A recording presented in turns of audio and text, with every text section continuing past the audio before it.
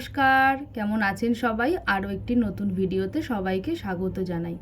আজ সকালবেলা ঘুম থেকে উঠেই দেখি তিনি খেলতে গিয়ে হাত পা কেটে কুটে বাড়িতে এসছে, আর এসেও তাড়াতাড়ি করছে, তাকে তাড়াতাড়ি মলম লাগিয়ে দিতে হবে এবং সে আবার খেলতে যাবে। তো মা বলছে তুই একটু ধীর হয়ে বস, এত তাড়াতাড়ি করলে মলম লাগানো যাবে না। আর বালির মধ্যে পড়ে গেছে, তো ভিতরে বালি ঢুকে গেছে অনেকটা, তাই পরিষ্কার করে মা মলম লাগিয়ে দিয়েছে। আর ও যেহেতু আবার খেলতে যাবে বলছে, তাই একটা কাপড় নিয়ে এসছে, বলছে এটাকে বেঁধে দাও, নাহলে আবার বালি ঢুকে যাবে। মা বলছে একটুখানি ফাঁকাই থাক, না হলে তো আবার হাওয়া খাবে না, আর হাওয়া খেলে তাড়াতাড়ি শুকিয়ে যাবে। কিন্তু কার কথা কে শোনে। আর এই যে আমার ভাইয়ের বন্ধু স্কুলের পথে না গিয়ে উল্টো পথে যাচ্ছে, আর আমার ওই কিছু কলকেমুটি ফুলের ফলের দরকার ছিল, তা আমি বললাম একটুখানি চ তো, আমি হাত পাবো না, তাই আমার সাথে গিয়েছিল। আর যা রোদ পড়েছে কি বলবো, বাইরে তো বেরোনোই দায়। আর আমার অবস্থাটা দেখুন এই রোদের মধ্যে। বেচারা সকালবেলা পড়ে গিয়ে হাত পা অনেক কেটে কুটে গেছে, তাই বললাম একটা পেপসি খা, খেয়ে পেটটা ঠান্ডা কর। আর আমার মা বসে গেছে, ওই কদিন ধরেই বলছিলাম মাকে যে মা খুব চুল উঠছে, তা মা বলছে দাঁড়া, যেদিনকে খুদে কেষ্ট গাছের পাতা পাবো এনে আর বেটে দেবো। তাই আজকে বোধহয় সকালে পেয়েছিল, এনে আর ওই কিছুটা বেটে আর রস করে দেবে। ওই যেমন আমরা মাথায় তেল ব্যবহার করি না, ওই স্নানের 2 ঘন্টা আগে একটুখানি ব্যবহার করে নর্মালি শ্যাম্পু করে নিলেই হবে। আর ভাই পেপসিটা খেয়ে বললো একটু কেমন মতন হয়ে গেছে, তাই সমস্ত পেপসিটাই পুরো ফেলে দিলাম। আর এই যে মায়ের ওই ক্ষুদেকেষ্ট গাছের পাতার রস এবার একটু রোদে দিয়ে ভালো করে গরম করে আর তারপরে মা মাথায় মাখিয়ে দেবে। আর এখন এই মা বসে গেছে মাথায় ওই রসটা দিয়ে দেওয়ার জন্য।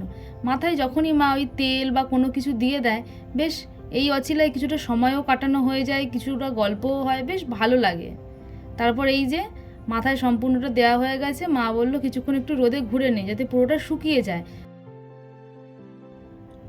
আর এই কিছুক্ষণ রোদে একটু শুকিয়ে নেওয়ার পরে যেমন করে শ্যাম্পু করা তেমনই করে নিতে হবে। এইটা আমি আগেও ব্যবহার করেছি, ভীষণ কাজে দেয়, আর চুলটা বেশ কালো হয়ে যায়, আর চুলের গোড়াটাও ভীষণ শক্ত হয়। আর এই চুল শুকাতে শুকাতেই দেখলাম যে দোকানের কাছে একজন এসছে একদম গাছের সদ্য ঢ্যাঁড়স আর কিছু সবজি নিয়ে, আর পুকুরের শাপলা নিয়ে। আর সত্যি বলতে এই লাল শাপলা না অনেক দিন পরে দেখলাম, আগে আমাদের পুকুরে অনেক হতো কিন্তু এখন আর হয় না। আর তাই মা তার মধ্যে কিছুটা কিনে নিচ্ছে। আমি বললাম কিছুটা লাল শাপলা নাও আর কিছুটা সাদা শাপলা নাও, বেশ শাপলা খেতে কিন্তু বেশ ভালোই লাগে। আর এই যে দেখছেন এই শাপলা গাছের ফুলের মধ্যে, সব ফুলে নয়, কিছু কিছু ফুলে এই যে ঢ্যাঁড়ক যেগুলো হয় এগুলো ছোটোবেলায় খুব খেতাম, তাই 3টে আমি ওইখান থেকেই ছিঁড়ে নিয়ে বাড়িতে গিয়ে পরিষ্কার করে রোদে শুকিয়ে দেবো, তারপরে এগুলো খাবো, খুব ভালো লাগে খেতে। আর এই যে আমাদের পুকুরে দেখছেন এই যে কচু শাকগুলো আছে না, এগুলো বাড়িতেই চাষ করা, বাড়িতে খাওয়ার জন্য, ওই দিকেও কিছুটা হয়েছে। আর তাছাড়া পুকুরের বাকি অংশটা না আগে পুরো লাল শাপলায় ভরে থাকতো, আর এখন সেটা পুরোটাই সবুজ। তারপরে স্নান সেরে পুজো করে আর এই দুপুরে খাবার নিয়ে বসলাম। মাছের তরকারি হয়েছিল, আর ওই যে তুরুল ছিল সেটা কিছুটা পুড়িয়ে, আর মা কিছুটা ওই কুলপি শাক সিদ্ধ করে দিয়েছিল আর মেখে নিয়েছিলাম। আর এই যে বিকেলবেলায় দেখুন আকাশটা কেমন মেঘ করে এসছে, দুপুরবেলা তো রোদে বেরোনো যাচ্ছিল না, আর এখনকার আকাশটা দেখুন।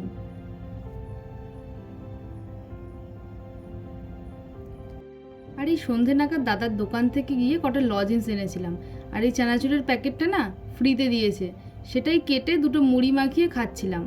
কিছুক্ষণ পরে একটা বান্ধবী এসেছিল, ওর সঙ্গে একটুখানি গল্প করলাম।